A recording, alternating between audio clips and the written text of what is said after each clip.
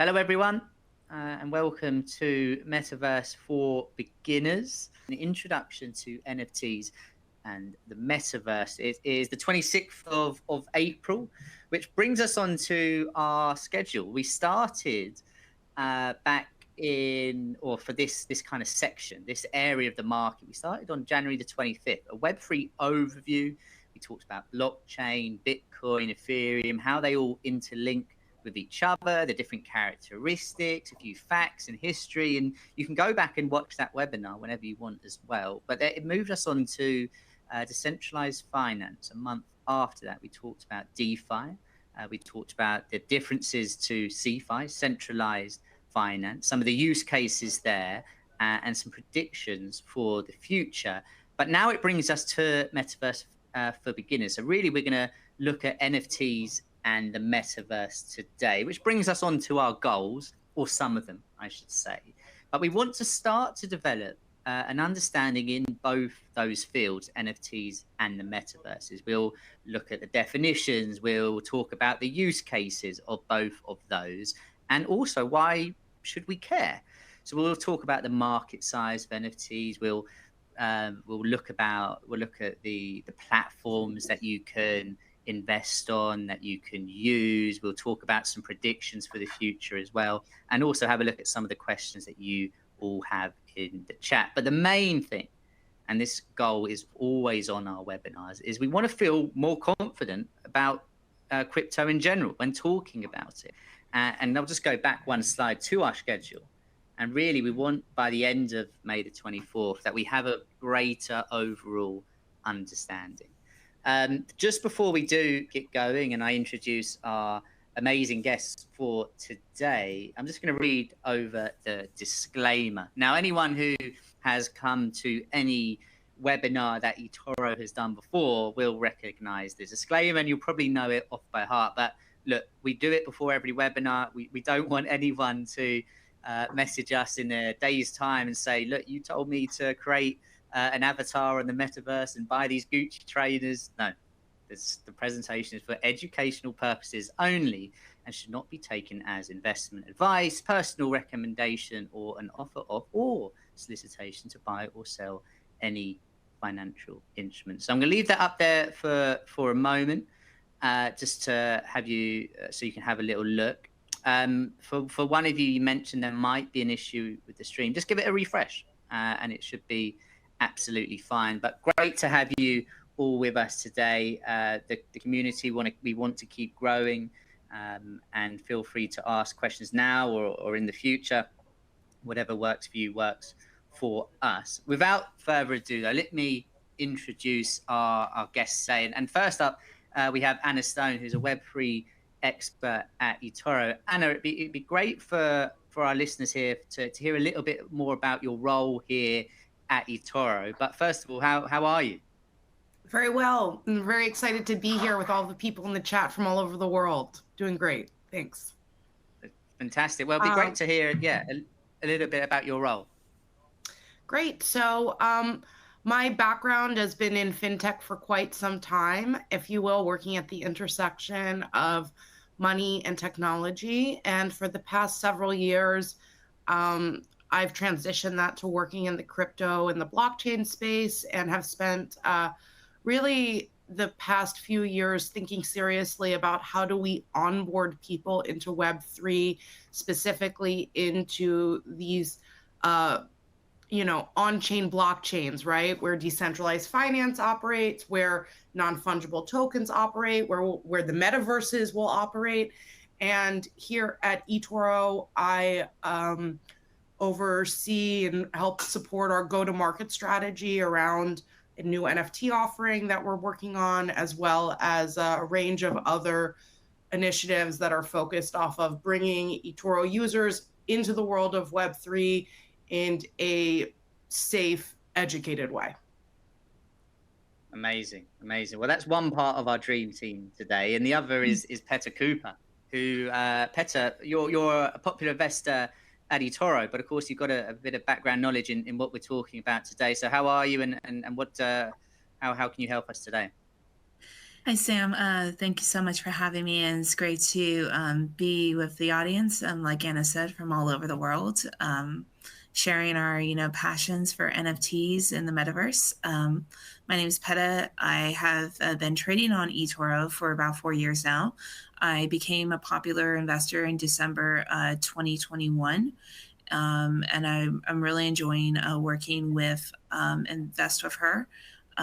Part of my dream is trying to get more women comfortable in the crypto and metaverse space, whether they want to be, casual investors or participants or long-term investors. I also work in the space too as a senior content writer for various different projects across all things Web3, NFT, metaverse, crypto, blockchain, and DeFi. So I'm really happy to be here with all of you. Superb. Yeah, well, I feel we're in very good hands today, everyone. But let's crack on. Let's go to the first subject, which we'll talk about today is NFTs. And before we kick off and we talk about some of the use cases and maybe why we should care, it'd be great to get a little explainer, Anna. What exactly is an NFT to you?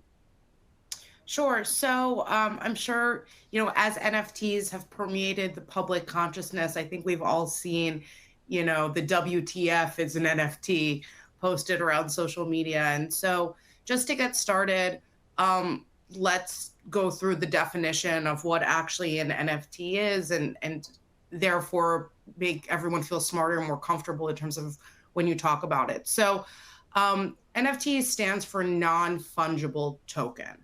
Non-fungible token.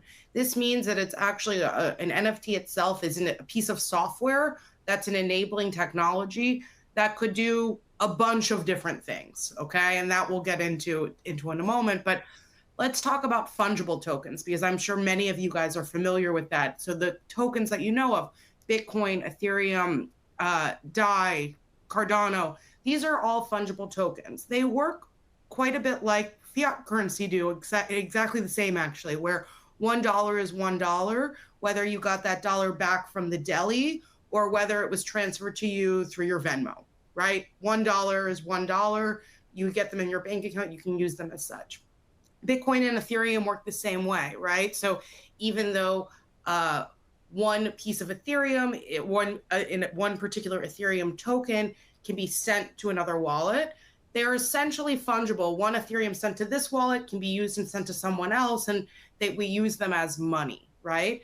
They work on the blockchain. That means that it's happening in a transparent environment. It's all updated. These are public blockchains where there's no central entity who is deciding this dollar belongs to this wallet and this dollar belongs to this person, but they are fungible and exchangeable amongst one another and work a lot like money does. Non-fungible tokens are a bit different because it's based off of the same underlying technology where each token is a piece of software where there is a particular owner associated with it, but it's actually designed to represent a one-of-a-kind or a unique collectible, right? So we all know that rare items and collectibles are assets. They have value. The Mona Lisa, there is one of them. It has value. It sits in the Louvre. It's considered to be the authentic, real Mona Lisa and has a particular price. U.S. Constitution. We know there are a certain number of original U.S. Constitutions that have been printed. They are unique and valuable. And so the idea for a non-fungible token is how do we actually enable digital asset ownership on the internet of digital collectibles, right? So non-fungible tokens are tokens that indicate unique ownership and are linked to some sort of content, whether or not that content is, say, an image of a piece of digital art or content that allows you special points or special access through a social club that you join. So that's the definition of how these work. Amazing. But before we get on to, where someone may want to buy or sell or trade or invest in an NFT itself, it'd be great to go over what in your view has sort of led to this explosion. Back in January, I saw on Google trends on the search that NFTs were searched more than the actual word crypto, which I thought was quite fascinating. So in your view, what sort of led us to where we are now? What are the key highlights that really stick out for you? Sure. So NFTs and the NFT explosion really emerged over the past year or so. I would say 2021 has been considered the big year of NFTs. And as I mentioned on our previous slide, NFTs are enabling technology. So we actually see a bunch of exciting examples of how this enabling technology is being used to actually bring, basically create new innovations and enable people to connect better with the communities that they're members with. And we'll talk about a few of these examples across a range of industries. I'd say probably the most paradigm shifting moment that has been referred to as really kicking off the NFT craze of 2021 was the sale of a piece of digital artwork by the artist Beeple. So Beeple was a known digital artist. He's been basically working through a traditional museum model, and which means selling his pieces through a gallery, one collector, right? And Beeple discovered NFTs or was brought into the NFT space and realized that this was a whole new model from which he could, one, sell his work, connect with his audience, and do it directly in a peer-to-peer model. So there was really no need to do it through the gallery model. On March of 2021, Beeple actually auctioned off a piece of work that through Christie's, in partnership with Christie's, that ended up selling for $69 million to a crypto investor that was based out of Singapore. And that headline and $69 million figure, I think, got everyone talking and everyone paying attention, right? Because there was a real recognition that not only would this be relevant for artists and creators, but actually that NFTs are a thing that enable people to directly access and connect with and purchase in a verified way digital collectibles from, other people.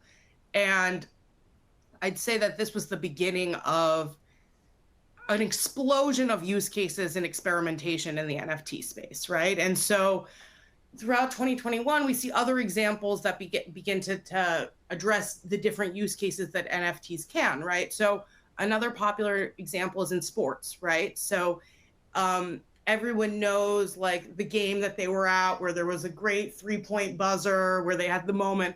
There's a company called NBA Top Shot, which is designed to do exactly that, to give fans the opportunity to own their favorite moments in sports history, right? Specifically here through the NBA. So that's an example of a platform where, individuals are able to purchase a sports NFT. Collectibles.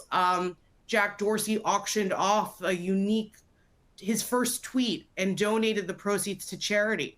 And I think gaming is a great example where we see Axie Infinity is a project that has burst onto the scene and really shows the potential of what NFTs can do, and the fact that NFTs could do a million different things. And NFTs are a game, essentially, that Axie Infinity is a game that has, as people play the game, they earn NFTs.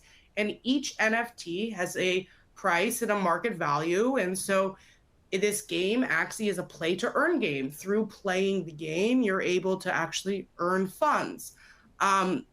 In addition to all of the different social NFT projects that have emerged. So PFP projects, profile pictures, or proof for picture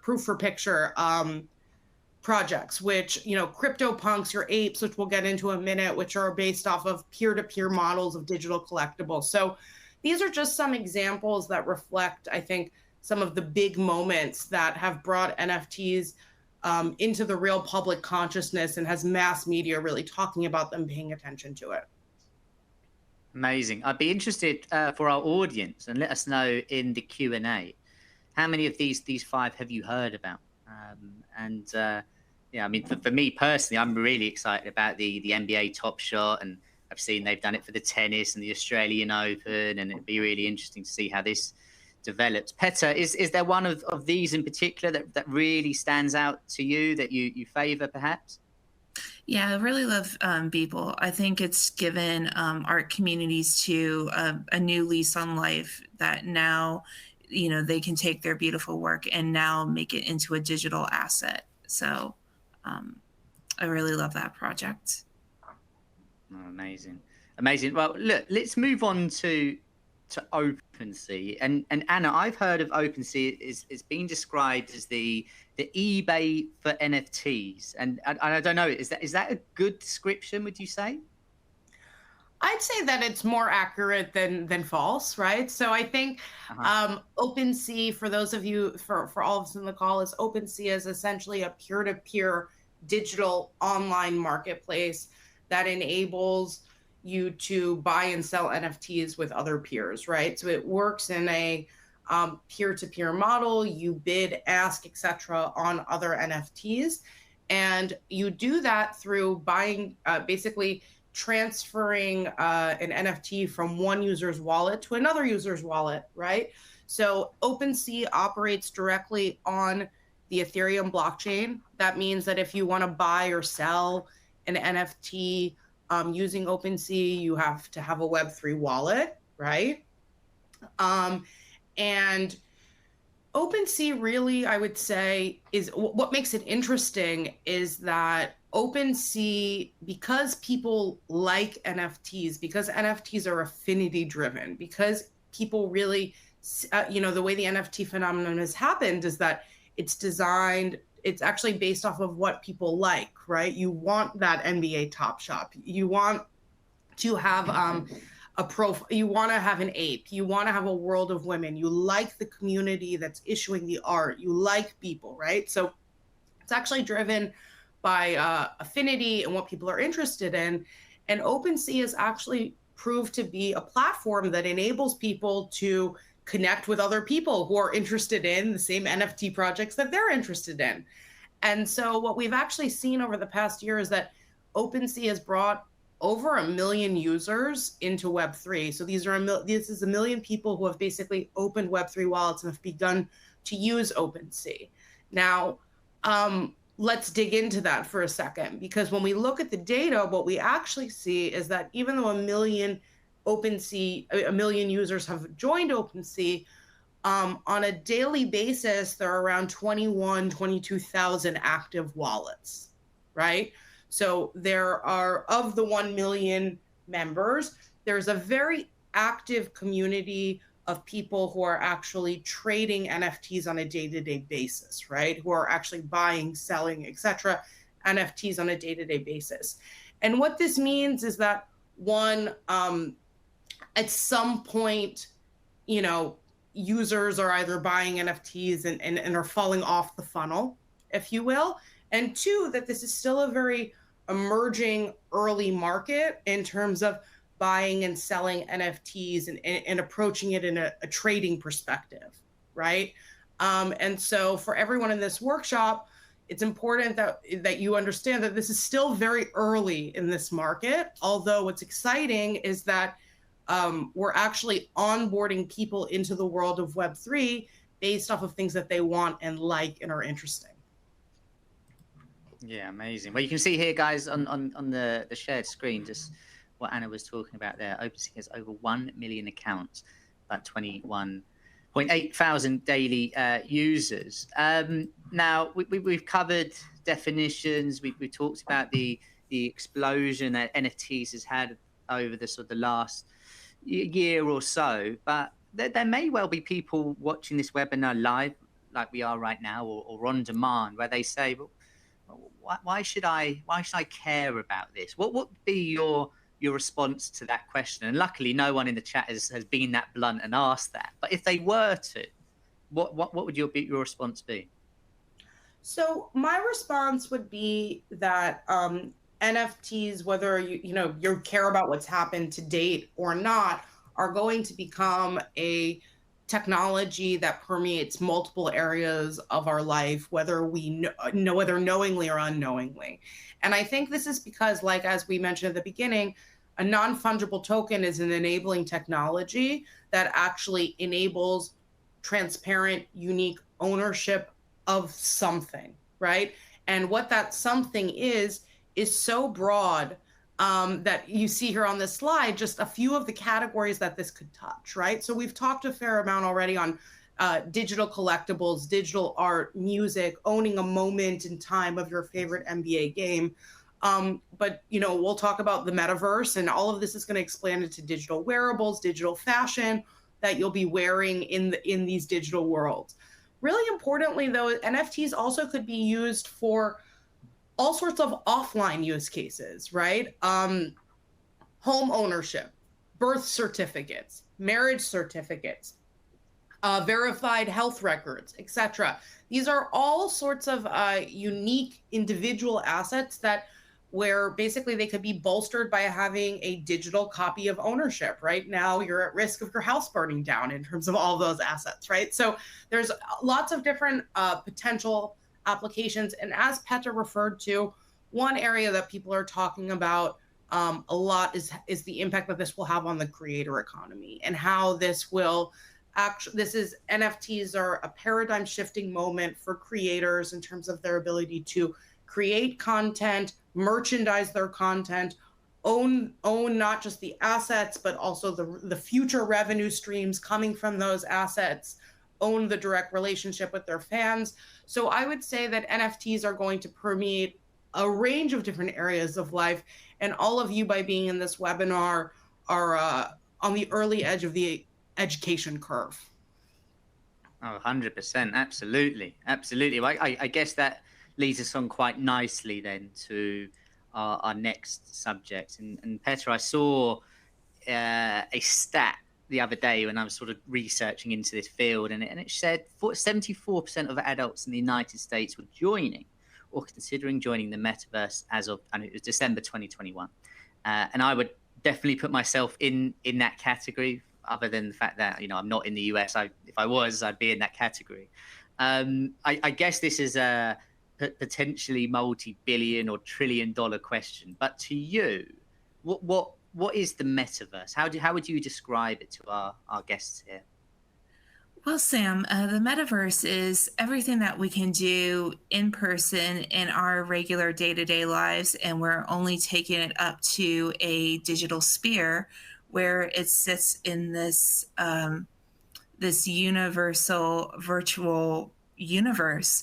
So, for example, let's say you have your favorite NFT from your favorite coffee shop, and one of the unlockable utilities for that NFT, if you go into their virtual metaverse coffee shop, you can unlock maybe a new, I don't know, like a virtual unique coffee cup to get your virtual coffee. But then in the real world, maybe you'll get like a 15% off of the coffee cup. So the NFT plays a dual role both in the metaverse space and in the real world space. And we're really also just taking like a real world adoption and how is it going to play in a digital space. Amazing. Fantastic. So I guess, moving on to the next point here, we've got some interesting comments I know coming. We've gone over the definition, but in terms of examples, what really sticks out to you when explaining what the metaverse is? Well, I think we need to, go back to the early days of what I like to call Metaverse 1.0. Now, in what the Metaverse is coming to now, similar to what it was back in the day, is you're an avatar. So you get to design what you're going to look like in the Metaverse. I mean, many people mirror themselves, and then other people go really funky and do all sorts of creative stuff with their avatar. But I'd like to take the audience back to Second Life, the Second Life platform. So the Second Life platform, it was a application, a gaming application. You just logged onto your computer, and it was basically just a plain island. So when more players started to move into the game, they started to build shops. They started to build towns. They started to build houses. And these people the creators who love to create things, decided, well, maybe I can make a business out of this. So some people started to build clothing shops. And then mainstream stores like, Gucci, Versace, American Eagle, Zara, they started to see, okay, people are building these shops, and what they're doing is they're also selling digital assets using the Second Life's currency, which was lumens. But what they could also do with these lumens is they could take it and transfer it into real fiat money. So people back then, and we're talking about late 90s, early 00s, people were already selling digital assets, and people were already making money selling digital assets. So these mainstream shops decided to get some real estate on Second Life, and started to test out new outfits that they wanted to bring onto the market. But then they also wanted to give the users a chance to try on the clothes. And what was nice about this is that the clothes on Second Life could just automatically fit onto your avatar. There is no need for extra coding. And you can also take these examples of how people were building stuff onto, if anyone's like me, a gamer, Sims. I mean, I wasted hours and hours on Sims, just getting my little avatars into all sorts of peculiar situations. But yeah, it's the same. You're building a space, or maybe you guys are parents. You have your kids on Roblox, and they're building their own little metaverse. And this could be a really good tool for you and your child to learn from together. Your child can teach you about certain games that other creators make on the Roblox platform. And then you can see how the metaverse can be a part of real world adoption. Amazing. Yeah, I'm like you. I had so many hours of my childhood on Sims, and yeah, it was a very good childhood because of that. Anna, yourself, did you ever take part with Sims or Second Life?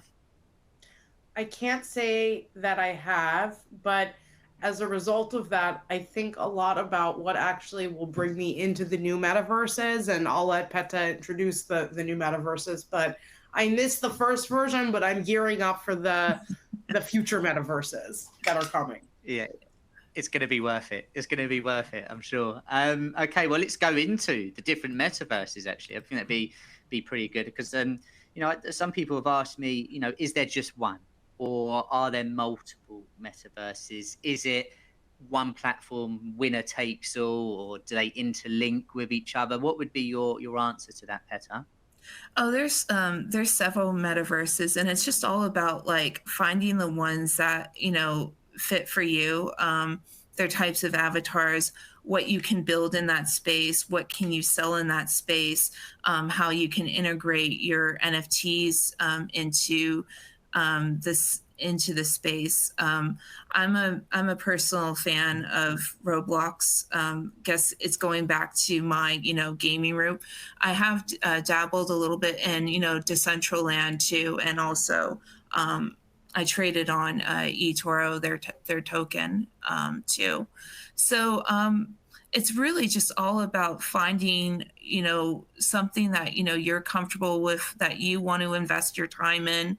Because I can imagine building something, it is really time consuming. And I'd also like to recommend to the audience, going back to the Metaverse 1.0, there's a really great documentary. It's called Life 2.0, and you can see everything that I've explained unfold to your eyes, and see all these potentials that we have, building a very inclusive and very cool metaverse that takes everything from real world into the metaverse space. But I wouldn't, with Facebook, for example, too, they're just banking. They just, banked on the word, meta, but the metaverse has been around longer than when Mark Zuckerberg opened his mouth and saying we're rebranding as Meta. I would say Facebook is going to kind of stay into the 2.0 version. It's never really going to get out of 3.0.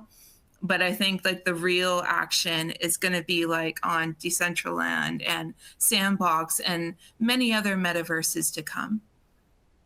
Awesome. Well, everyone, make sure you make a note of that. Life 2.0. We'll put that on the Invest With Her eToro feed, and we can tweet that out as well, just in case anyone wants to follow up after. A question for both of you. Someone said to me a while back, if you want to know a little bit more about the metaverse, you should also watch Ready Player One. Is that a good recommendation? I don't know if any of you have actually seen that, but that's what I've been told. Yeah, I would say, well, from all sorts of perspectives of what the metaverse can be, I think there's some transparencies between Ready Player One and the metaverse. Oh, awesome. Well, there we go. We got some homework for everyone. We're at the point now in the webinar where we have a better understanding of both NFTs and now the metaverse, thanks to both of you. But my next question is how do they interact with each other, and what excites you most about that in particular? So, go on, Anna. So I think to connect the dots between the beginning of the webinar to where we are right now is actually to remind people of the idea of the digital ownership, right? And NFTs are a representation of ownership. Imagine that I own a pair of digital sneakers, right? In the world that Peta, now I can take these digital sneakers with me as I travel from Decentraland to the Sandbox, because these are both open metaverses that operate on open blockchains. So my assets that I have, I can take with me between worlds. And that previously has not been the case when you're operating in a closed metaverse system, like a Sims, which is a distinct game, right? Or a Second Life, which is its own game, right? And now the idea is that with these unique digital assets, I can use them in a range of different digital worlds or metaverses. Awesome. That makes sense. Peta, anything for you? Yeah, I'm really excited of what it's going to mean for concerts and artists. Them coming out with NFTs and really creating NFTs to really connect them and their fans. We had back in the day, we had fan clubs, but now fans are going to have NFTs that are going to have a lot of interesting utilities to connect the artist, whether the artist is going to turn it into a VIP backstage pass, or owning this NFT will give you the rights to an exclusive song from their library. It's just very, very exciting. If anyone's interested in like the music concept and NFTs and metaverse, I'd highly recommend checking out the Animal Concerts project. Awesome. And there's a question in the chat, and it was, Peta, just to ask you, can you repeat the recommendation for the documentary to watch? And it was Life 2.0, is that correct? Yeah, that's correct. It's Life 2.0. Awesome. Fantastic. Okay, right. Well, you can see on the next slide here as well, you've got institutions, companies that are venturing into the NFT. You've had, central banks that have bought space in the metaverse. It's becoming more adopted. The next question, and unfortunately, I don't imagine either of you have a crystal ball, which would be amazing, wouldn't it? But how do you see the future, Peta? What is next? Are there predictions that you have, or is it actually the fact that we're so early on, and maybe predictions of the future are quite hard, that makes it all quite exciting? Yeah, I mean, it is very exciting. I think there's limitless opportunities, but having grown up in the .com era, I think, for metaverse, for NFTs, or any new emerging technology that's coming out in the crypto space, that you have to think it needs to have utility, it needs to have purpose. If it doesn't have both of those, it's just going to fizzle out and pop. So keep that in mind when you're doing your research on, these new and fantastic and exciting items. Like even for me, it can get really easy to get caught up in the hype, but then just pull yourself back again and just ask, does it have utility? Does it have purpose? Amazing. And for you, predictions of the future, how do you see it sort of playing out? So I think that most people are going to actually interact with NFTs through brands and services and artists that they already like and are familiar with. And that's actually what makes it really exciting, right? So for the first time, we actually begin to see brands, creators, media companies, etc., really looking at the space of crypto and the metaverse and asking, what can I build here that actually is going to add value to my customers? And to Peta's point about utility, I think that that's going to be the name of the game, right? Brands that are able to essentially enhance their customer experience and enhance their product offering through adding value add NFTs, whether that's designed to be, delivered on in real life in a physical store experience or in the metaverse through a digital store experience. It will probably be both, right? And so I think that's where I think that the really interesting use cases are going to come to, is through people just, basically brands, creators, etc., being able to offer value add experiences to their fans and to their customers. And that's where I think things are going to get really, really interesting.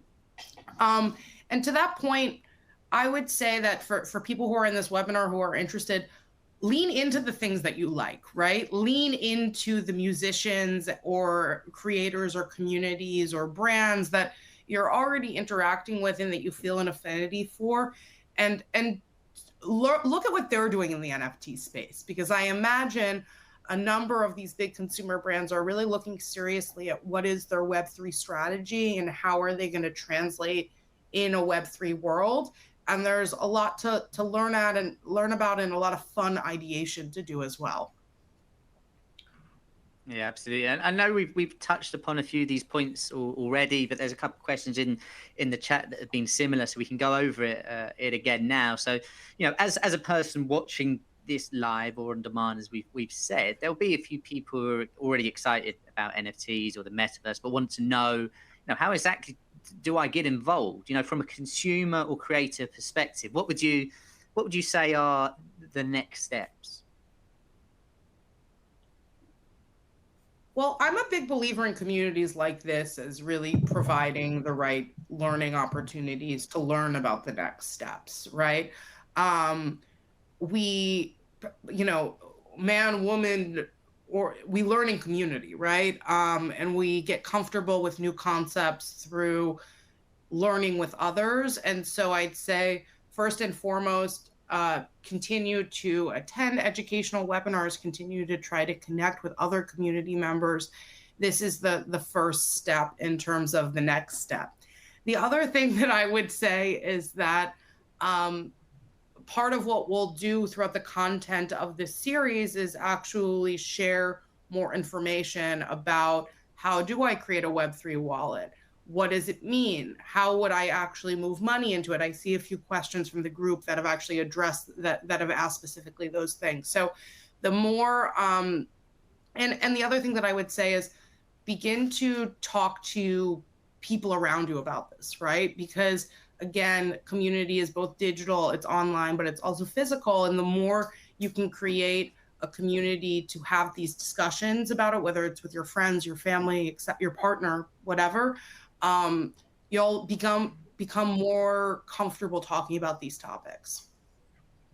Yeah, absolutely. And I've got a question for the audience now. So everyone, please do type away. What excites you all, the audience watching, wherever you are, what excites you most about the metaverse? For me personally, it's that I could go and sit front row seats at any sporting event in the world, and put my headset on and be there. For me, that's amazing. Yesterday, I'd have been, at the NBA or actually maybe Coachella, actually, and then tonight I'd be watching Real Madrid versus Man City, and then I take the headset off and I can go to bed. For me, that's what I'm really excited about. But I'd be super keen to see what people think in the chat.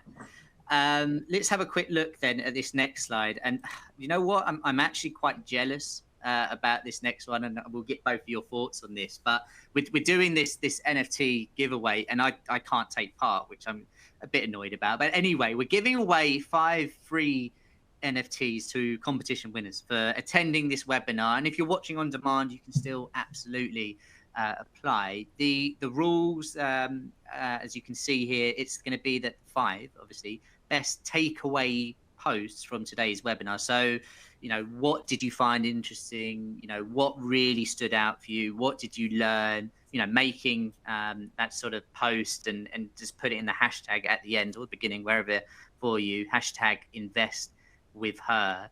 And the team will choose the 5 winners. So the 5 sort of best takeaway posts from today's webinar. I don't know about you, Anna and Petra, but I'm like I said, I'm quite jealous of this. Yeah, this is a really cool project. So these NFTs come from a project that's called House of Legends. You'll see that we have some famous legends here on the screen.